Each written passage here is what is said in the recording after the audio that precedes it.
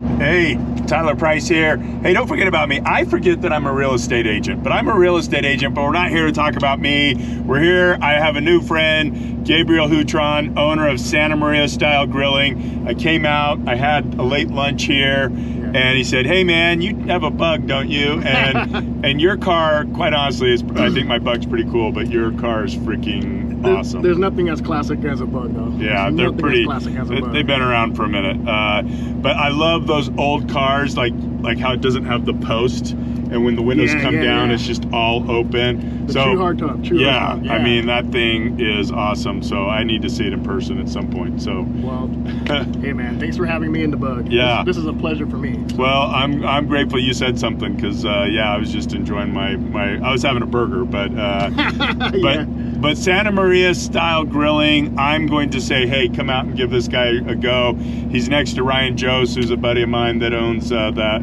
Fixology franchise. So anyway, good people all the way around. But we're going to drive around. We're going to talk about, first stop, Santa Maria Style, because we're not in Santa Maria.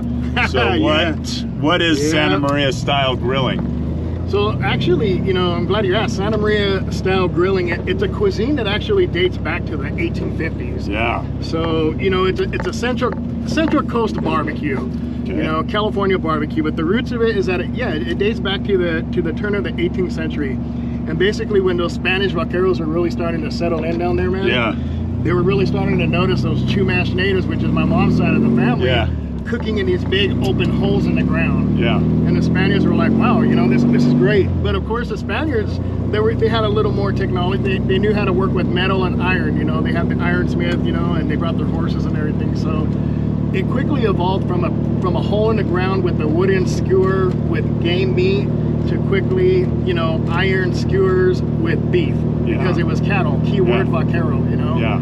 And it just blew up from there. You know, it blew up from there. That's the historical background of it. But, you know, during President Reagan's time, he had a ranch just outside of Santa Barbara, California, man. And it just so happens that he was a sponsor for one of the barbecue teams of the Santa Maria Valley for the Elks Lodge. They were a competitive barbecue team. Okay. And so, you know, he loved the barbecue so much that if you look it up, you'll see that at one point he took Santa Maria barbecue to the front of the White House for a front of the White House picnic, and it just blew up from there, man. So that's awesome. Yeah, I grew up with Ronald Reagan as the president, and thought he walked on water. So anyway. But yeah, we'll keep politics out of it, right? Fair enough. Yeah. So then. You grew up in Roberts, though. Yeah. Small town Idaho, even smaller than Idaho Falls. Absolutely, yeah, it is small. And then this was part of the family style eating at your house then, or how did you then? Because you before you have your brick and mortar, you probably still have a truck.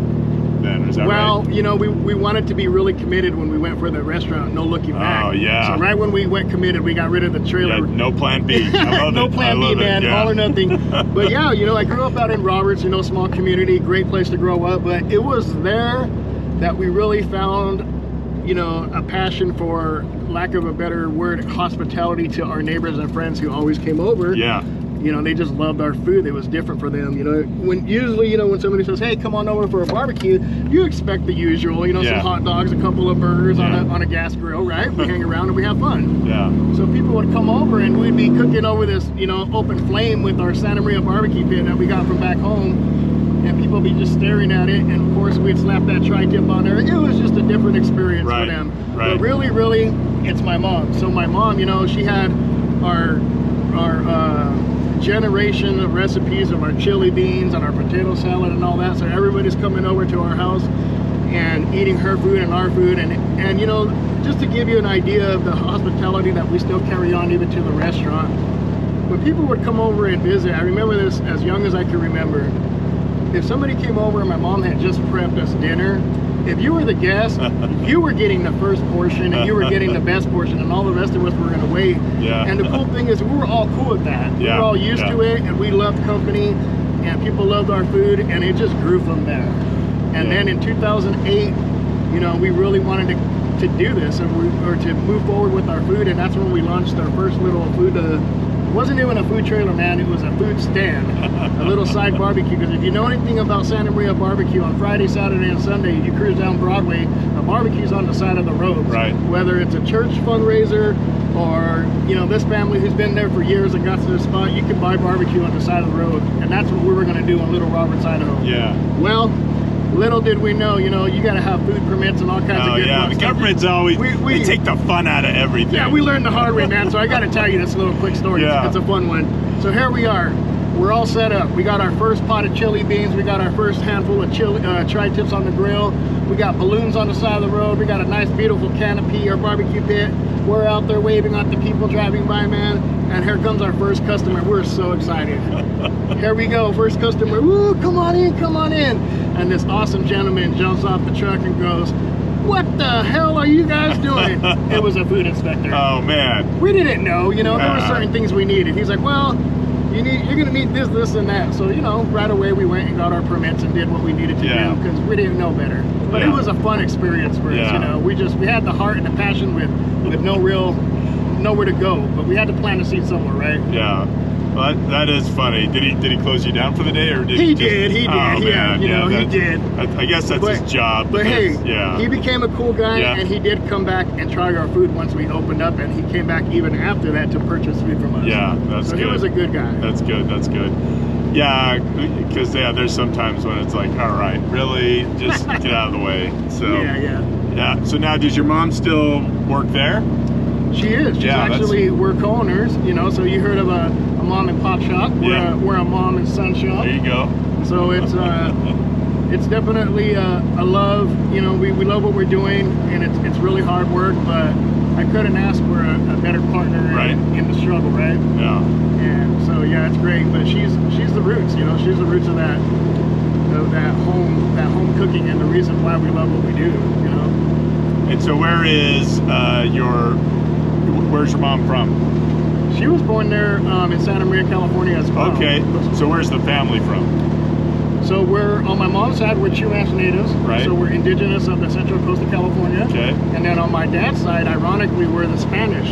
So literally those Spanish people that came and saw this Chumash, that is literally my roots family deep that actually goes into our cuisine and restaurants. So we're as real as it gets. Wow. You know, when people walk in, they're like, "Hey, you guys from Santa Maria?" "Yes." "You guys use Red Oak?" "Yes." Yeah. "You got a Santa Maria barbecue pit?" "Yes." But little do they know, we're even blood root deep. We're Chumash and we're Spanish. On both sides. Yeah. That's awesome. That is awesome. So then talk about the wood. Where do you get it, and how's that all working? Yeah, so it's, you know, Unless where you get it's a secret, then don't share that. But. Well, the Central Coast. So this wood, you know, it's what makes this barbecue so special. I truly believe that over most of all the other elements. Yeah. And the proof in the bucket is that you don't need barbecue sauce when you're done cooking with this wood. Right. If you do it the right way, you're going to really bring out the true flavor of that beef. Yeah. And it's going to be amazing. But it's the red oak, and it's not just any red oak. It's got to be a red scrub oak, which means it's within 60 miles of the Pacific Ocean. Right. So what's happening is every single morning you're getting that morning dew. You know, every time the fog is hitting it, it's just penetrating. So it's building a saline layer on the outside, but it's also discoloring the wood, so it actually has an even darker tone of red. And what's very special about this wood is, you know, it has, and I don't know that I could say this for hickory and mesquite, but I do know that with the red oak, it's got its own live essential oil. Right. And that's a very smooth flavor too. We've had people that come in that's never experienced this barbecue and just say, you know, I don't know what it is about that specific smoke smell, but it's really relaxing me and calming me down. Yeah, yeah. And so yeah, there's something about it. But yeah, it's all about that red oak. We get it from the Central Coast. I do have a guy, and no, we're not afraid of sharing our guy. Because I did see a sign that, you know, red, like it looked like you were selling it if someone wanted to come and pick it up. Yeah, Jerry's Wood in the Central Coast. If you're anywhere near the Central Coast, he'll take care of you. He takes care of us, and we owe him the respects of sharing that with other people. Yeah, there's plenty of wood to go around. Yeah, well, and I don't know that people always know that, because I know I like to smoke meat. And that being said, there was a time where my kids were sick of it, because it was like I was doing all my R&D and I'm making these awesome ribs, and they're just like, nah, I'm good, you know. But I liked cherry wood when I was doing that over apple or I hickory. prefer that. Yes, I would take a cherry. And yeah, apple. I don't know, because the wood matters, right? It really does. Yeah. It really does. 100% believe it. No, it's interesting to hear you talk about your craft, because people just show up and they order the food and it's great and they leave, but they don't know all the little intricacies necessarily that go into making it what it is, right? So anyway, I was once told that you have to have 10,000 hours practice or training of any trade to be considered a master of your trade. Yeah. And I think in the 15 plus years that we've done that, we well lost count of the tri-tip and barbecue. Yeah. So tri-tip's kind of an overlooked meat, I think. Absolutely. Isn't it? It really is. It really is. So because you do have to, in order to get a good tri-tip result, it is, and maybe that's why it's overlooked, is a lot of people go, well, I'm just going to go for a ribeye or something that you really can't screw up necessarily as much. But, true. Very true. So talk to the tri-tip. You know, the tri-tip for a long time was thrown right into grinders, Yeah, ground beef and hamburger beef. Yeah. You know, they looked right past it, like you said. It was actually a local butcher in the Santa Maria by the name of Bob Schull in the late 70s, who was the first gentleman to cut the fat cap off of this piece of meat and go, you know what? There's a beautiful marbled piece of meat behind here. I'm gonna do something with it. And he's looking at it and it had 3 points. He goes, I'm gonna call it a tri-tip. Yeah. And that's where it started. And now if you look it up, Santa Maria is actually the tri-tip capital of the world, because it's where it was founded too. Yeah. And so yeah, I'm glad you say that, because it's the tri-tip is very important, and just as important as cooking the tri-tip and slow cooking it and doing all that right. A lot of people don't know you can spend all this great time cooking your tri-tip to perfection, and then they go and they cut it wrong. Yeah, yeah. Slicing it is just as important as the cooking process on a tri-tip, because if you don't do it right, it's going to be chewy, or you're going to get really sharp pieces of meat that's going to potentially cut your mouth. Yeah. And so, yeah, you got to be careful. But I'm glad you asked that question right there. Yeah. No, because tri-tip, I just know it's not one that I typically do, because I think it's that I don't know how to cut it, because I'm like, oh, this is gonna be awesome, then I must be cutting it wrong. But I've had awesome tri-tips, so I know it is awesome. So it's all right. We'll have a barbecue by ourselves, and we'll do our own little cutting session. Yeah, come in and coach me up a little bit, right? So then what's the vision? Because again, you're unique. There's not another Santa Maria style barbecuing place that I know of, even in Eastern Idaho, anywhere. Is that fair to say, or is there? Absolutely, yeah. The vision is backyard barbecue for us. And so another thing with Santa Maria is that it was by many magazines and editors and all kinds of different great people, and just from all over directions. Right. They have labeled Santa Maria actually now the barbecue capital of the world. Yeah, awesome. And it's not because that there's more barbecue restaurants and better barbecue than in Texas or anywhere in the South or the barbecue belt. It's not that. What it is that it's more densely populated with people who have a passion for using the barbecue pit as the center element of entertainment for their gatherings in their backyards, their parks, their fundraisers, etc., than anywhere else in the world. Where it's the highlight of the gathering is the barbecue pit, okay? And so that's where it starts. But I say backyard barbecue, and so when you come into our little restaurant, you're gonna notice that there's a lot of organic, natural material, and that we have our barbecue pit inside the restaurant. Right. And that is to give you that backyard feel, like you're just kind of there around the trees, around the backyard, inside, outside type of feel. And when you walk in, you see the barbecue pit and you see the flames, and of course you smell it before you walk in, right? Yeah. But that's what it is to give you a backyard feel, like we're just gonna hang out there. You got the wood on the wood from the counter, we literally got beautiful tree, branches in there that a great company brought us from Island Park and helped design this, great counter, and from the window trimming to all the floor trimming, everything we could possibly do, we gave it a really natural, organic feel, because we really wanted to continue to feel like it was that Santa Maria backyard barbecue that the Santa Maria natives know. And man, you'll be surprised how many Central Coast Santa Marians walk through that door every single day that we're open. It's crazy how that many says something, right? from the BYU students to the Yeah. people who have moved here. They know their barbecue and they come and they I like to call it the Pepsi challenge. They want to check and see if we're legit, right? Yeah. And I challenge accepted. Yeah, that's awesome. No, I like that type of stuff. You know, it's like I don't know. You talk about some places that focus more on the competition. I like the places that are there, working it, grinding every day, that you can count on, show up and get good barbecue, right? Yeah. Because we all had our place, and growing up, mine was Pat's Barbecue for a long time in Salt Lake, and then it's evolved into a couple others, and then sometimes they sell out, and it's like, oh, the new people are, they might understand business a little better, but they don't understand the heart of barbecue. So it's that touch. So then Santa Maria style pit, is it down in the ground, or is it one that you would build up, or how would it traditionally be? Yeah, so I had talked about the history of how it started in a hole in the ground. Yeah, right. So now, you know, it's above ground on stand and the wheels and everything, right? But it's to duplicate that hole in the ground still. So you're not going to find a lid or a chimney on this kind of barbecue. Right. It's an open flame fire style of grilling. So you can't really just throw your meat in there, walk away for X amount of hours, go back and check on it. Like you're there manning it for a while. And, you know, each tri-tip roast and a chicken that we put on there, you know, we slow cook it for a good hour.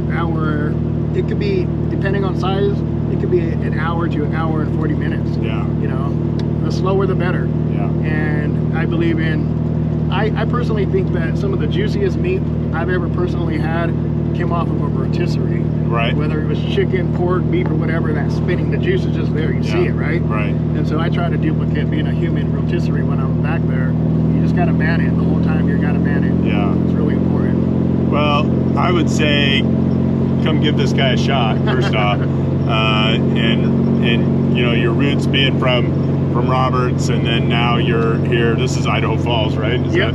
We're right in Idaho Falls area. So for the Idaho Falls people wondering where, you get on Hit Road and you head north until you almost run into the freeway or Highway 26 or whatever that is. What is that? 20? Anyway, it's Highway 20. Highway 20. And then there it is. You'll see it, right? Or exit 313. 313 on Highway 20 for the Hit Road Junction. Yeah. But yeah, you nailed it. So all roads lead to 79, 53 north, 25th east, Idaho Falls. No excuses. No excuses.